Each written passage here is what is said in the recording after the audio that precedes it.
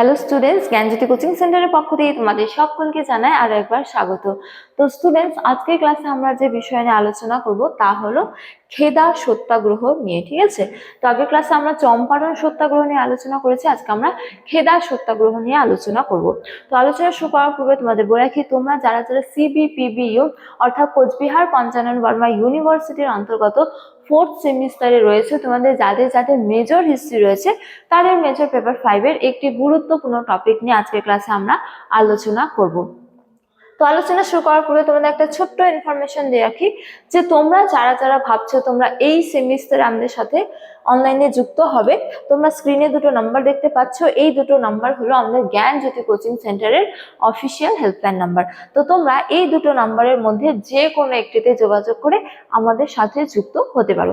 এছাড়া তোমাদের কোর্স ফিটাও বলে রাখি যে তোমাদের যাদের যাদের মেজর কোর্স রয়েছে তোমাদের জন্য যে কোর্স ফিটা রাখা হচ্ছে সেটা রাখা হচ্ছে কেবলমাত্র 1199 টাকা। এছাড়া তোমাদের যাদের যাদের মাইনর কোর্স রয়েছে তোমাদের জন্য যে কোর্স ফিটা রাখা হচ্ছে সেটা রাখা হচ্ছে কেবলমাত্র 699 টাকা। তো এই টাকার বিনিময়ে তোমরা আমাদের কাছ থেকে কি কি পেয়ে যাচ্ছ? তো এই টাকার বিনিময়ে তোমরা আমাদের কাছ থেকে পেয়ে যাচ্ছ লাইভ ক্লাসেস, এছাড়া হাই কোয়ালিটি নোটস, এছাড়া রেকর্ডেড ক্লাস এবং কি 100% কমন সাজেশন। তো স্টুডেন্টস, এই ছিল ইনফরমেশন। এবারে আমরা আজকের আলোচনা শুরু করব।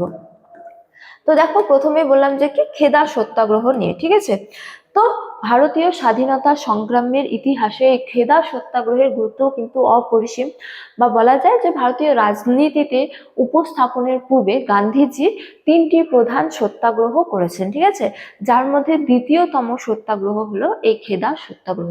যেমন দেখো, বলা হয়েছে যে গান্ধীজির নেতৃত্বে ভারতের স্বাধীনতা সংগ্রামের ইতিহাসে অন্যতম গুরুত্বপূর্ণ একটি আন্দোলন হলো খেদা সত্যাগ্রহ। ঠিক আছে, তো বিহারের চম্পারণ আন্দোলনের সাফল্যের পর 1918 সালে গুজরাটের খেদা জেলার কৃষকদের অধিকার রক্ষার দাবিতে গান্ধীজি এই আন্দোলন শুরু করেন। ঠিক আছে, তো এটি ছিল ভারতের গান্ধীজির দ্বিতীয় আঞ্চলিক আন্দোলন।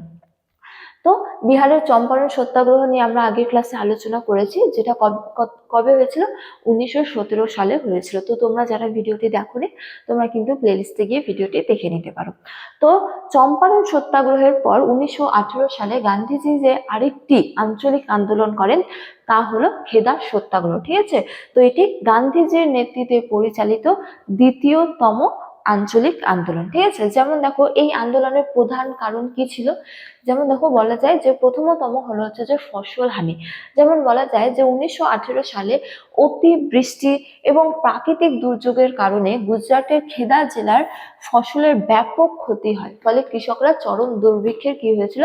সম্মুখীন হয়েছিল। বা বলা যায় যে প্রাকৃতিক দুর্যোগ এবং অতিবৃষ্টির ফলে বিপুল পরিমাণে ফসল হানি ঘটে। ঠিক আছে, যার ফলে কৃষকদের হলো হচ্ছে যে দুর্ভিক্ষের সম্মুখীন হতে হয়।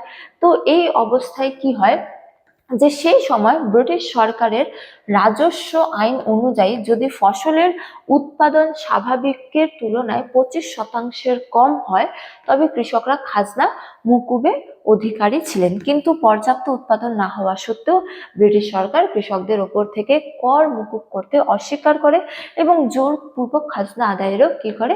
প্রচেষ্টা চালায়। তো ব্রিটিশ সরকারের রাজস্ব আইন অনুযায়ী কোনো দুর্যোগে যদি কম পরিমাণে ফসল উৎপাদন হয়, ঠিক আছে, তাহলে কৃষকদের কাছ থেকে রাজস্ব আদায় করা হবে না, বা তাদের রাজস্ব কিছুটা পরিমাণে মুকুব করা হবে।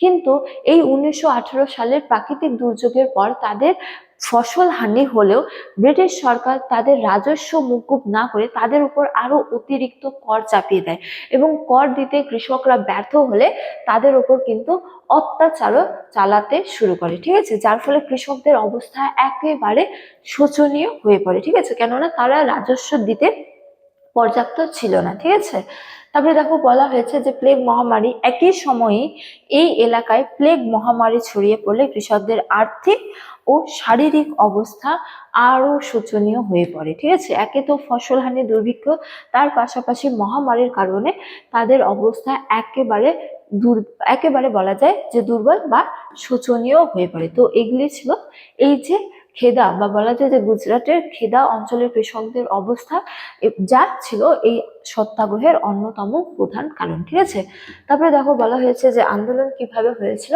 বা আন্দোলনের গতি প্রকৃতি সম্পর্কে বলা যায় যে গান্ধীজি কৃষকদের পরামর্শ দেন যে যাতে তারা সরকারের অন্যায্য কর দেওয়া বন্ধ করে এবং অহিংস উপায়ে প্রতিবাদ করে। ঠিক আছে, তো এই আন্দোলনে গান্ধীজির প্রধান সহযোগী ছিলেন সর্দার বল্লভভাই প্যাটেল, বা বলা যায় যে এই আন্দোলনের প্রধান নেতা ছিলেন সর্দার বল্লভভাই প্যাটেল। ঠিক আছে, তো এই কৃষকদের এই অবস্থা হচ্ছে যে দূর করার জন্য, ঠিক আছে, গান্ধীজি কি বলেন, তাদের অহিংস পদ্ধতিতে ব্রিটিশ সরকারের বিরুদ্ধে প্রতিবাদ করার হচ্ছে যে উপদেশ দেন এবং তার পাশাপাশি তারা তাদের কর দিতেও কি করেন, বন্ধ করে দেওয়ার কথা বলেন। ঠিক আছে, গান্ধীজি, তো তিনি বলতে এখানে সর্দার বল্লভভাই প্যাটেল, তো তিনি গ্রামের পর গ্রাম ঘুরে কৃষকদের এই লড়াইয়ে সামিল করেন এবং সরকার কৃষকদের সম্পত্তি ও গবাদি পশু বাজেয়াপ্ত করার হুমকি দিলেও কৃষকরা কিন্তু তাদের দাবিতে অনড় থাকে বা তারা আন্দোলন চালিয়ে যেতে থাকে। ঠিক আছে, তো গান্ধীজির পরামর্শে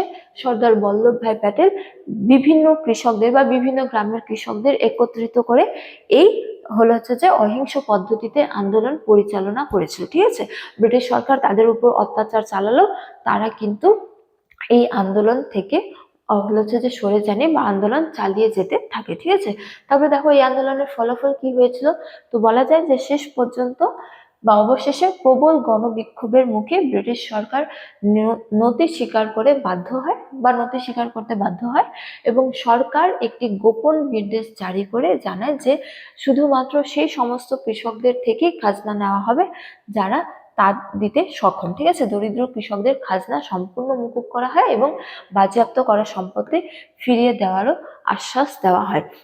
বা বলা যায় যে এই সত্যাগ্রহের মাধ্যমে বা এই খেদা আন্দোলনের মাধ্যমে শেষ পর্যন্ত কি হয়, সাফল্য হয়েছিল এই আন্দোলন, যার ফলে ব্রিটিশ সরকার বহু কৃষকদের খাজনা মুকুব করে দেয় এবং কেবলমাত্র তাদের কাছ থেকে খাজনা আদায় করা হতো যারা সেই খাজনা দিতে সমর্থ ছিল। ঠিক আছে, এছাড়া যে সমস্ত সম্পত্তি বাজেয়াপ্ত করা হয়েছিল তাও কিন্তু ফিরিয়ে দেওয়ার কথা বলা হয়। ঠিক আছে, সুতরাং বলা যায় যে এই আন্দোলন কিন্তু সফল হয়েছিল। তারপরে দেখো ভারতীয় ইতিহাসে এই আন্দোলনের গুরুত্ব কি, তো এই আন্দোলনের গুরুত্ব সম্পর্কে বলা যায় যে এই আন্দোলনের মাধ্যমে সর্দার বল্লভভাই প্যাটেল ভারতীয় জাতীয় রাজনীতিতে একজন শক্তিশালী নেতা হিসেবে আত্মপ্রকাশ করেন। কেননা এই আন্দোলনের প্রধান ব্যক্তিত্ব ছিলেন কি, সর্দার বল্লভভাই প্যাটেল, তো যার ফলে এই আন্দোলন সফল হওয়ার মাধ্যমে ভারতীয় রাজনীতিতে তিনি একজন নেতা হিসেবে তার হচ্ছে যে আবির্ভাব ঘটে। ঠিক আছে, তবে দেখো বলা হয়েছে যে এই সত্যাগ্রহ কৃষকদের মধ্যে অসীম সাহস ও রাজনৈতিক চেতনারও জন্ম দেয়। এছাড়া সত্য ও অহিংসার পথে লড়াই করে যে শক্তিশালী ব্রিটিশ সরকারকেও হারানো সম্ভব, তাই এই আন্দোলনের মাধ্যমে কিন্তু প্রমাণিত হয়েছিল। ঠিক আছে, তারপরে দেখো পরিশেষে বলা যায় যে খেদা সত্যাগ্রহ কেবল একটি কৃষক বিদ্রোহ ছিল না, এটি ছিল সাধারণ মানুষের আত্মমর্যাদা রক্ষার লড়াই।